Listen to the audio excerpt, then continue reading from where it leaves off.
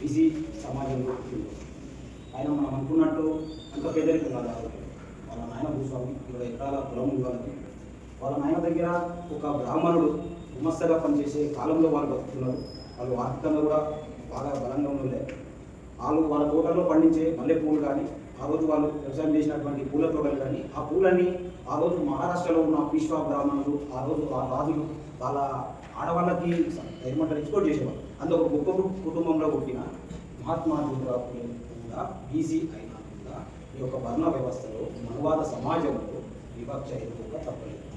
ఎందుకంటే ఈరోజు ఈ దేశంలో విచ్ఛిన్నమెట్ల కుల వ్యవస్థ ఉన్నది. ఆ విచ్ఛిన్నమెట్ల కుల వ్యవస్థలో మహాత్మా జ్యోతిరావు ఫులే సూర్యుడిగా ఆనాడు బ్రాహ్మణులు చిత్రీకరించిన ఒక మనవాదము దుర్మార్గపు చరిత్రలో అనగారిన కులాలకు చెందినటువంటి ఫులే ఆ రోజు ఉన్నటువంటి సమాజంలో దుర్మార్గాలను, ఆ రోజు సమాజంలో స్త్రీలపైన జరుగుతున్నటువంటి అవమానాలను, పూర్తిగా ఛాతిని కూడా కప్పుకునే స్వేచ్ఛ లేని ఆ సమాజంలో మొత్తం శరీరాన్ని కప్పుకోవాలంటే వాళ్ళు ట్యాక్స్ విధించే పరిస్థితి ఉన్నది.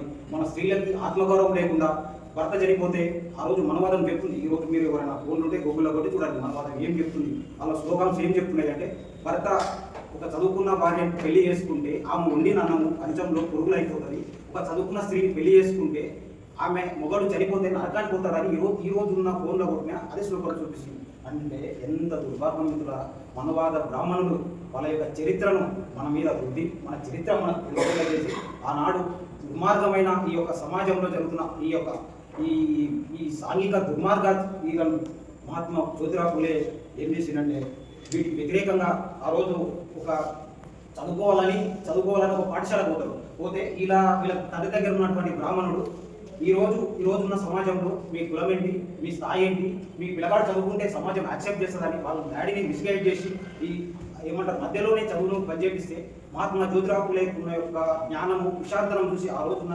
క్రైస్తవ మిషనరీ ఆయన యాక్టివ్గా ఉన్నాడని చదువు చెప్పి మళ్ళీ ఆయనను ఈ సమాజం మీద, ఈ దేశం మీద, ఈ యొక్క పరిస్థితుల మీద మళ్ళీ ముందుకు నడిపించే ఒక అవకాశం దక్కింది. తర్వాత ఆయన చిన్నతనంలోనే పెళ్ళి అయిపోతుంది. సావిత్రిబాయి ఫులే వాళ్ళ తల్లిదండ్రులు పైసలు ఇస్తారన్నమాట కొనుక్కొచ్చుకోవాలి. ఆమె ఏం చేస్తారంటే మిర్చి ఏదో కొనుక్కోవడానికి షాప్ దగ్గరికి వెళ్ళి రిటర్న్ వస్తున్నప్పుడు అక్కడ బయట బ్రాహ్మణులు కొంతమంది ఆటగాళ్ళు ఏం చేస్తారంటే ఆట ఆడుతుంటే ఆమె చూసి తినుకుంటా అది చూస్తుంటే అప్పుడు ఒక బ్రాహ్మణుడు ఒకటి వచ్చి ఏం చెప్తారంటే, ఒక గురువు వచ్చి ఏం చెప్తారంటే, అమ్మ తినొద్దు, తినకుండా చూస్తే నీకు తెలుస్తుంది, లేదంటే చూడు తినగానే తిను, 2 పనులు చేయొద్దు, నీకు కాన్సన్ట్రేషన్ ఉండదని ఒక పుస్తకం ఇస్తాడు.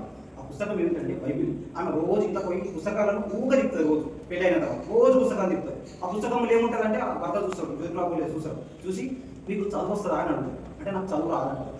మరి ఏం చదువుతున్నావు, ఏం చూస్తున్నావు వాళ్ళంటే బొమ్మలు చూస్తున్నా అంటారు. ఆ బొమ్మలు ఏముంటాయంటే యేసు ప్రభుని సిల్వర్ గట్టి రక్తం కాకుండా ఆ పుట్టిన బొమ్మలు కానీ, ఆ గొర్రె పిల్లలు ఎత్తుకున్న బొమ్మలు కానీ, ఈ బొమ్మలను చూసి ఆమెకున్న ఇంట్రెస్ట్ చూసి జ్యోతిరావు ఫులేని బయట సమాజం ఒక స్త్రీకి చదువుకునే అవకాశం లేదు కానీ నేను ఎందుకు చదువు చెప్పకూడదు అని తనకే అక్షరాలు నేర్పి తనను చదివించుకొని ఆమె చేత ఒక పాఠశాలను పెట్టిస్తే, ఇప్పుడు మన ఏమంటారు చెప్పినట్టు ఆమెను చదివించి ఆమెకు అక్షరాలు నేర్పించి ఆమె చేత చదువు చెప్పాలి.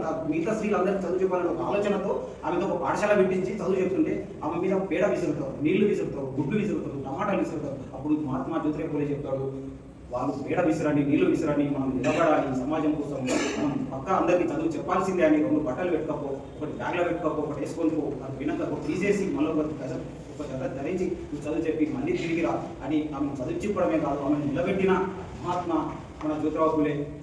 కాబట్టి మహనీయుల ఒక ఆలోచన తర్వాత ఈయన చేసిన విప్లవం. ఆ రోజు బ్రిటిష్ గవర్నమెంట్ ఈ దేశంలో విద్యా వ్యవస్థకు 1 లక్ష రూపాయలు కేటాయిస్తే వాటర్ కమిషన్ వచ్చి 1 లక్ష రూపాయలు కేటాయిస్తే ఆ రోజుల్లో ఒక రిప్రజెంటేషన్ ఇస్తాడు మహాత్మా జ్యోతిరావు ఫులే. 1 లక్ష రూపాయలు ప్రజల సొమ్ము మీరు సమాజం కోసం కేటాయించినప్పుడు అవి ఆ విద్య ఎవరికి అందాలి, బ్రాహ్మణులకు అందాలా, బహుజనులకు అందాలా, బలహీన వర్గాలకు అందాలంటే ఈ దేశంలో ఉన్న అన్ని కులాలకు సమానంగా విద్య అందాలని ఆ రోజు అంటర్ కమిషన్ చెప్తే దాన్ని ఈ దేశంలో ఉన్న బ్రాహ్మణులు వ్యతిరేకిస్తారు. వాళ్ళు బలమైన వ్యక్తులు కాబట్టి దాన్ని అర్థాంతరంగా అట్లనే ఆపేస్తే తర్వాత జనరేషన్లో మహాత్మా ఫులే చనిపోయిన తర్వాతి తరంలో బాబాసాహెబ్ అంబేద్కర్ వస్తారు. తర్వాత కాలక్రమేణా ఆయన చదివి ఎదిగి తర్వాత ఈ దేశం అంటే ఏంటి తలకిందులు చూసినా, అడ్డం చూసినా, నిలువు చూసినా ఆయనకి ఏం అర్థం కాకపోతే ఆ రోజు ఆయన రాసిన గులాంగిరి పుస్తకం చూసి దేశం యొక్క నలుమూలను అర్థం చేసుకొని తర్వాత ఆధునిక భారతదేశంలో మహాత్మా ఫులే నా గురువుగా, మధ్యయుగంలో కబీర్ గురువుగా, క్రీస్తు శకంలో గౌతమ బుద్ధుడు నా గురువులుగా ప్రకటించి మహాత్మా జ్యోతిరావు ఫులే ఇచ్చిన సందేశాన్ని తీసుకొని ఈ రోజు భారత రాజ్యాంగంలో మనం ముందుకు తీసుకురావడం జరిగింది. అంతటి గొప్ప వ్యక్తిని మనం స్మరించుకోవడం,